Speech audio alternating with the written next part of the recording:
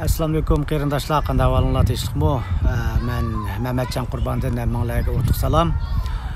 Oldin qatimqi litseyimda o'sha o't to'g'risida so'zlagandim. Shunday yaxshi fikrlar, savollar tushyotdi, unga loyiq javoblar beryapman degandek. Ko'pincha bo'libmi 40 yosh atrofidagilar o'tlarning kestirayotganligini shunday burun 10 yilning oldida, 20 yilning oldida deganda gaplarni debdi. Mening shu oldin qatim deganimdimi, shu o'tda o't yallig'i yoki o't tosh bo'lib, mushunda faqat alomat bo'lgan chaqda pichoq tekizinglar dedim. Shunlashqa u hamda biz ba'zida deymiz-ku, hamda faqat bo'lmagan chaqda boramiz degan gapni qilmay, amal bor azroq alomat bo'lgan chaqda tekshirish kerak demoqchi. Hamda bugun so'zlaydiganim shu azm qilish bilan munosabati bor. Azalar hamda amaliyotda hammaga o'zaro bir-birini tutash. Shunday qilsa shu azm o'zimniki ishligini shu azm qilish bo'lg'ashqa ham shu o'zimniki tajribasi desam bo'ldi bir hisobda. Shunga hamda jigarni so'zlay deb o'yladim bugun. Bu jigar to'g'risida ko'pincha anglaymiz. Bizning maqol tamsillarimiz bor, jigar yo'q ekan degan gaplar bor. Nima uchun undaq deydigandu deb o'ylab qolma. Shunga shu meditsina bog'labni qanchaqda shu jigarniki nihoyat roli cho'ng bo'ldi badnimizda. Shunga hamda bundaq aytganchaqda masalan amaliy misollarni deb berman deb o'yladim. Odatda menda bu DVD bor, keyin fursat bo'lsa ko'z qo'yman deb o'ylayman. Odatda bundaq desam ishni bo'lmaydi ekan-ku deb o'ylab qolmanglar. Amal bor, oldini olish kerak har qanday qishniki, ammo jigar eng bosqichga berib, masalan jigar o'sib qolsa degandek, shu jigarni 3 dan 2 qismini kesib olsa-mu, shu DVDda shundoq bir yaponilik kasalniki 60 qancha yosh atrofida kesib o'tgandan keyin uniki o'z asliga kelishi shunchalik tiz bo'ladi ekan. Yarim oyda 6 oyning ichida, yarim yilda 6 oyning ichida xizmatga tushib ketgan bir bemorni ko'rsatdi ekan. Men shunday hayron qoldim. Demakchi bu jigar meditsinadimi, doktorchilikdimi bizning badnimizning ichidagi ishlab chiqarish zavodi deb ataladi. Demakchi buningda qon aylanishi shunchalik mo'l, hamma bilamiz. Bu jigarniki roli nihoyat muhim. Shunlashqam jigarniki badnimiz qandoq xizmati bor degan chaqda albatta ushaq-tushaq xizmatlar ko'p, ammo cho'ng deb aytgan chaqda 3 cho'ng xizmat bo'ladi. Hamma bilgandek, birinchisi shu zahar tozlaydi. Andan keyin shu zaharlik moddalarni parchalab, tozalab, zaharsiz moddaga aylantiradi. Andan keyin ikkinchisi biz yegan tomoqlardagi moddasidagi yaxshi oqsillarni biriktirdi. Andan keyin shu oqsillarni saqlash xarakteri bor. Masalan, badnimiz bir ishlab bo'lib qolsa, shu masalan oqsil yetishmaslik ahvollari bo'lsa, badan o'zini ta'minlaydi degan gaplar, shu jigar shu o'zlik saqlab qolgan oqsillarni ta'minlaydi degan gap. Uchinchidan, anandagi shu hazm qilishga yordam qildigan oldin qatim so'zladim. Shu o't suyuqligi jigarni ishlab chiqardi dedim. Shunlashqa shu hazm qilishga yordam qildigan o't suyuqligini ishlab chiqardi. Andan keyin men bu jigarning qismi ko'parak deb o'ylayman. Shunlashqa bu videoni 2ga yo 3ga bo'lishim mumkin. Hozir aniq emas. Shunlashqa qanday kasallar bo'ladi, operatsiya qanday bo'ladi, undan keyin moy qoplab ketgan jigar hammalar bilamiz. Buniki sababi nima, qanday oldini olamiz deganga o'xshash mazmunlar ko'p bo'lg'ashqa men quloqlarni og'ritmay har qatim azozdan amal ba so'zlay deb o'ylayman. Shunlashqa nechik bilib so'zlay deb o'yladim. Hamda bu jigarda nima uchun bu kasallar qandoq nimasi sababi, jigarniki kasalning sababi qanday bo'ldi degan chaqda buni 3 cho'ng sabab bo'ladi ekan. Birinchisi virus. Ko'pincha anglaymiz, A tipliq virus, jigar yallig'i, B tipliq, C tipliq deb. Undan keyin spirtni ko'p iste'mol qilishdanmi jigar qatish ahvollari bo'ladi. Undan keyin eng muhimi semizlik. Bu semizlikmi shu hamma bilamiz, hozir xalqaro WHOda xalqaroda bu semizlikni bir kasal qatoriga kirgizdi. Necha yil oldida ismi qolmadi, hali uzoq bo'ldi. Shunlashqa amal bor, o'zimizning badanini asrayli, shunga semizlikning oldini olayli demakchi. Bu semizlik to'g'risidami mening planim bor. bo'lsa bir do'stlar bilan erkin ozoda paran qilishqash qandoq qancha urug'laymiz qandoq qancha davomlashtiramiz degandek bu leksiyani so'zlashni planim bor. Anandan keyin bu mushu boyaqi 3 sababdan bo'ladi ekan cho'ng jihatlarda. Anandan keyin mushu jigardagi kasalliklar, qanday kasalliklar bor degan chaqda ko'pinchalar angladik.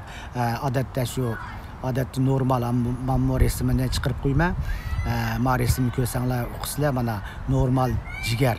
Anandan keyin mushu bu normal jigardan jigar yollig'i bo'yicha bir hisobda 10 yildan 20 yilgacha bu o'rta hisobda chiqarib qo'ygan misollar, sansipirlar ham odam bilan odam o'xshamaydi, davomli gap turyapman u gaplarni.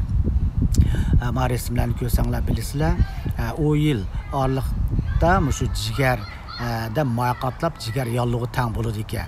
Mushu osti xarakterlik jigar yollig'i bo'lgandan keyin undan keyin har xil viruslar, undan keyin spirtningki sababidan, samirishdan, undan keyin shu asta-asta yana 10 yil ya 20 yil, 15 yil atrofida bu jigar qetish bo'ladi ekan. Shunglashqa bu jigar qetish degan gap nihoyat xatarli kasal, o'yla bilamiz. Buni asli kelish nihoyat tez. Shunglashqa jigar qatqandan keyin asta-asta jigar rakiga aylandi. Shunglashqa mushu oldini olish eng muhim deb davomli deb kelyapman. Undan keyin hozir hamda bugun eng asosiysi mushu jigarni moyaqatlab ketishni azroq so'zlay deb o'yladim.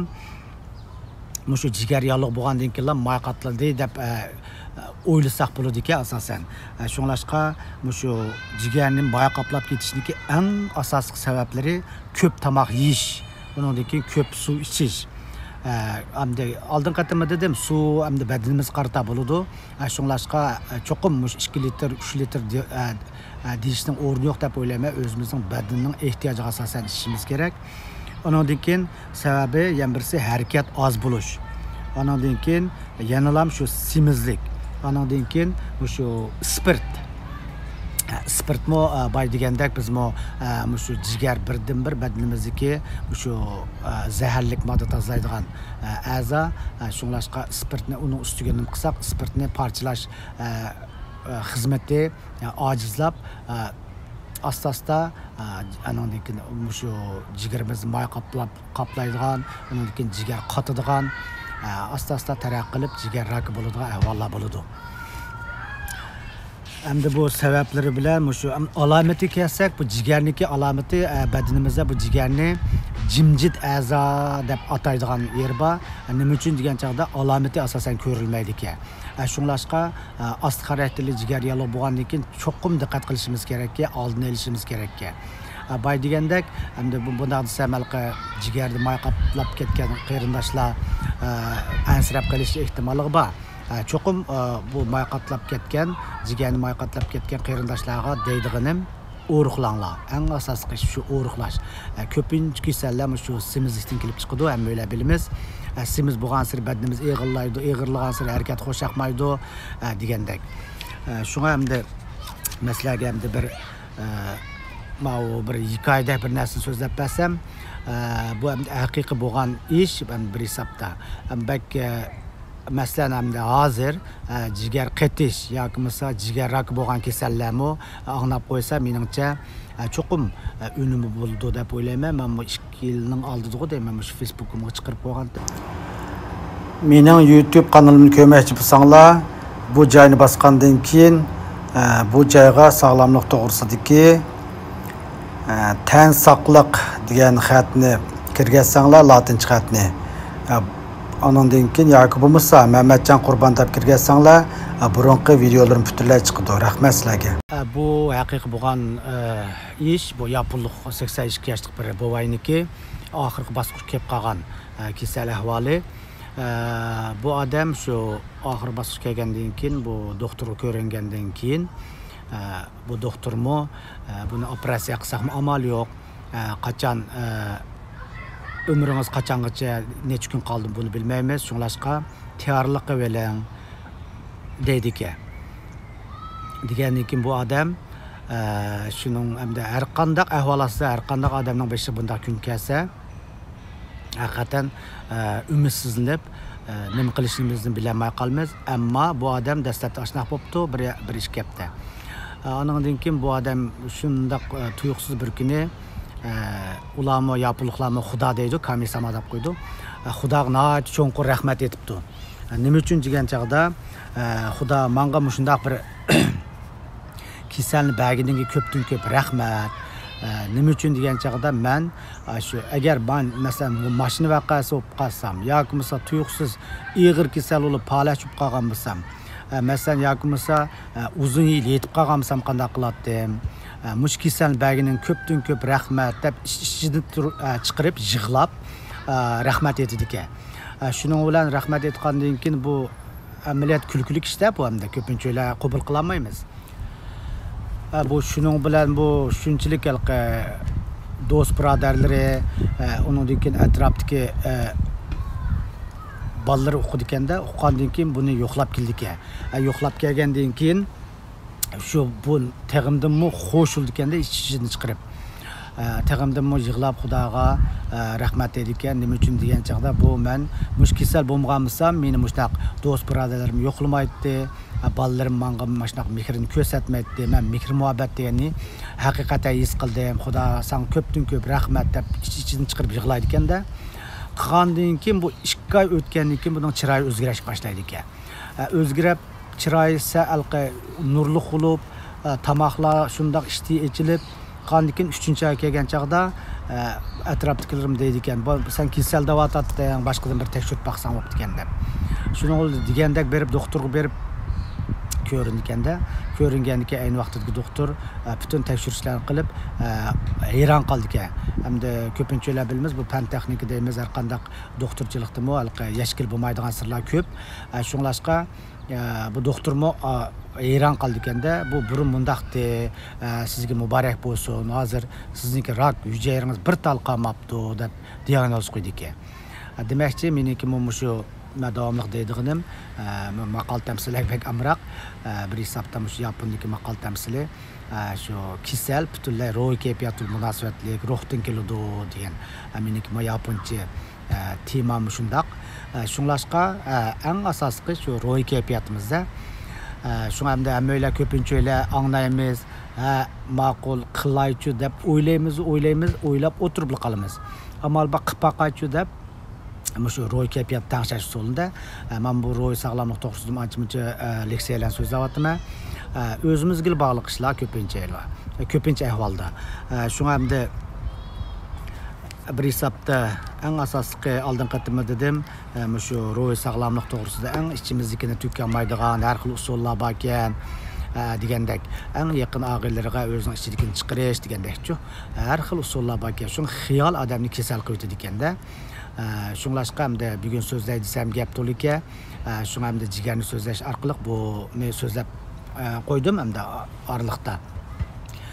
Demakchi hamda bugun shu jigarniki eng asosli shu yig'inchoqlagan chaqda asosiy xizmatinimi, undan keyin nima uchun ashnaq jigarning kasallari bo'lamiz, andan keyin shu jigarni moyqatlab ketish degandek. Hamma hamda sansipirlarni hamda bir davlatniki bu doktorxonalar ishlatgan sansipir o'xshamaydi. Shunglashqa men sansipirlarni chiqarib buni qilay desammi, hammalar bilmez, hammalar aldirash, bak tutib ketmaymiz ularni.